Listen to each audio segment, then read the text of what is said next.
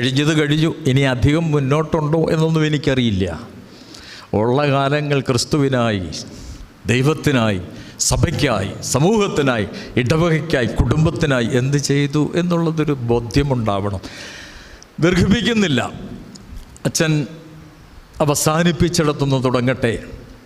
മത്തായിയുടെ സുവിശേഷം 8-ാം അധ്യായത്തിൻ്റെ 5 മുതൽ 13 വരെയുള്ള വാക്യങ്ങൾ ഒരു പട്ടാളക്കാരനെ, ഒരു ശതാധിപനെ പരിചയപ്പെടുത്തുന്നുണ്ട്.